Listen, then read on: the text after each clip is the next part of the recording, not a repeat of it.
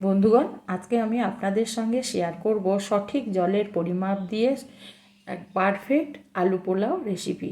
আর এটা থাকলে চিকেন পোলাও বা বিরিয়ানি খাওয়া ভুলে যাবেন। আর এই জন্য আমি প্রথমেই নিয়েছি একটা প্যানটা আমি গ্যাসের মধ্যে বসিয়ে দিলাম। এবার এই প্যানের মধ্যে দিয়ে দেব 2 কাপ জল। কাপটা আমি বড় সাইজের কাপ নিয়েছি। এবার এই জলের মধ্যে দিয়ে দিলাম 1 গাঁঠি রসুন আর একটা মিডিয়াম সাইজের কুচনো পেঁয়াজ। আর দিয়ে দেব আমি গোটা ধনে 1 চামচ, আর দিয়ে দেব মহুরি 1/2 চামচ, আর 1 চামচ দিয়ে দিলাম গোটা জিরে, আর গোটা 10-12 দিয়ে দিলাম কালো গোলমরিচ গুঁড়ো আর গরম মশলা, যার মধ্যে আছে দারচিনি, লবঙ্গ আর এলাচ। যদি বড় এলাচ থাকে তাহলে একটা দিয়ে দেবেন, আমার কাছে ছিল না সেই জন্য আমার দেওয়া হয়নি। এবার সমস্ত মশলাগুলোকে জলের সঙ্গে আমি মিশিয়ে নেব। তারপর এটাকে ঢাকা দিয়ে 4 থেকে 5 মিনিট আমি সেদ্ধ করে নেব। আমার 5 মিনিট পরে আমি ফিরে এলাম। দেখুন বন্ধুরা, সমস্ত মশলাগুলো আমি 5 মিনিট জলে ফুটিয়ে নিলাম। এবার এটাকে নামিয়ে আমি অন্য একটা বাটির মধ্যে রেখে দেব। ওই কড়াইটা আবারও আমি বসিয়ে দিলাম। কড়াইয়ের মধ্যে দিয়ে দিলাম আমি 4 চামচ সাদা তেল। তেলটাকে আমি ভালো করে গরম করে নেব। তারপর আমি এখানে দিয়ে দেব 2টো বড় সাইজের পেঁয়াজ। পেঁয়াজগুলোকে আমি বেরেস্তার পেঁয়াজ, সেহেতু লম্বা লম্বা করে আমি কেটে নিয়েছি। এবার আমি পেঁয়াজগুলোকে একটু নেড়ে চেড়ে নেব, আর গ্যাসটাকে আমি বাড়িয়ে দিয়েছি। পেঁয়াজগুলোকে আমি গোল্ডেন ব্রাউন করে ভাজবো, যেমন আমরা বেরেস্তা ভাজি ঠিক সেইভাবে। অনবরত নাড়তে হবে, নাহলে তলে পুড়ে যাবে।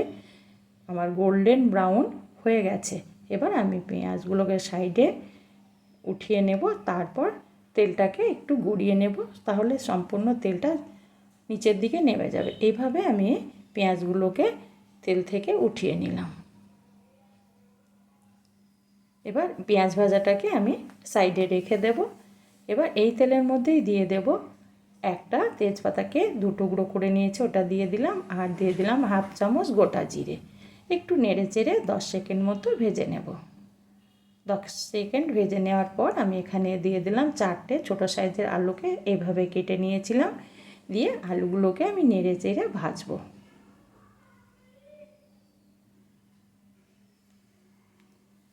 এইভাবে নেড়ে চেড়ে আমি আলুটাকে মিনিট 3-4 ভেজে নেব প্রথমে। তারপর আমি এটাকে আবারও ঢাকা দিয়ে কিছুক্ষণ ভাজবো। ঢাকা দেওয়ার ফলে আলুটা তাড়াতাড়ি নরম হয়ে যাবে। এইভাবে আমি ঢাকা চাপা দিয়ে আলুটাকে ভেজে নেব।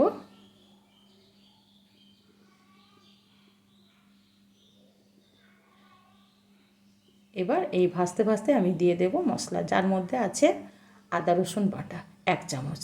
এবার আদা রসুনটাকে আলুর সঙ্গে ঠিক একইভাবে আমি ভাজবো।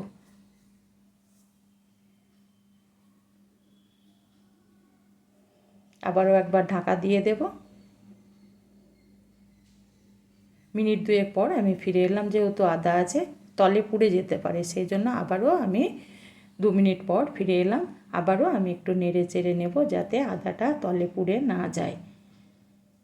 2-4 মিনিট এভাবে ভেজে নেওয়ার পর আমি এখানে দিয়ে দিলাম একটা মিডিয়াম সাইজের টমেটো। টমেটোটাকেও আমি আলুর সঙ্গে একটু তেলে ভেজে নেব। টমেটোটার একটা কাঁচা গন্ধ থাকে, সেই জন্য আমি আলুর সঙ্গে টমেটোটাকেও ভাজবো।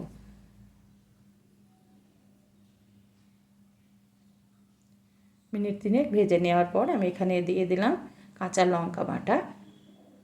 মোটামুটি 4টে লঙ্কাকে আমি বেটে রেখেছিলাম, সেটা দিয়ে দিলাম। আর দিয়ে দিলাম স্বাদ মতো লবণ। লবণটা দেওয়ার ফলে টমেটোটা তাড়াতাড়ি নরম হয়ে যাবে। লবণ আর লঙ্কাটাকে দেওয়ার পর আবারও আমি একটু নেড়ে চেড়ে নেওয়ার পর আমি দিয়ে দিলাম 1 মুঠ পেঁয়াজ ভাজা। যে বেরেস্তার পেঁয়াজটা আমি ভেজে রেখেছি, সেখান থেকে 1 মুঠ পেঁয়াজ ভাজা আমি আলুর মধ্যে দিয়ে দিলাম। দিয়ে আবারও একটু নেড়ে চেড়ে পেঁয়াজটাকে আলুর সঙ্গে ভেজে নেব।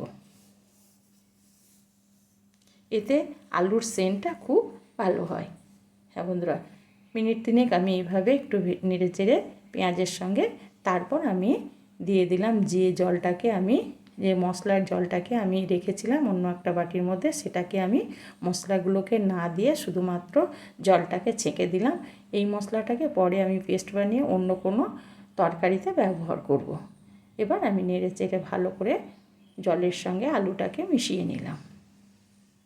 ফুটে উঠলে আমি এখানে দিয়ে দেব যে কাপ মেপে আমি জল নিয়েছিলাম, সেই কাপ মেপে 1 কাপ দিয়ে দিলাম বাসমতি চাল, যেটাকে আমি 1 ঘন্টা আগে ভিজিয়ে রেখেছিলাম। আর ওজন হিসাবে চালটা আমার 300 গ্রাম। এবার নেড়ে চেড়ে ভালো করে চালটাকে আলুর সঙ্গে মিশিয়ে নেব। মিশিয়ে নেওয়ার পর আমি দিয়ে দিলাম 4টে কাঁচা লঙ্কা। কাঁচা লঙ্কাগুলোকে দেওয়ার পর আমি এটাকে ঢাকা দিয়ে গ্যাসটাকে মিডিয়াম রেখে মিনিট 10 রান্না হতে দেব। তার আগে আমি একবার খুলে নিলাম।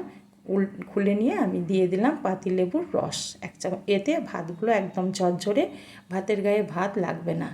এবার আবারও আমি লেবুর রসটাকে দিয়ে একটু নেড়ে নিলাম। নেড়ে নেওয়ার পর আবারও আমি ঢাকা দিয়ে দেব।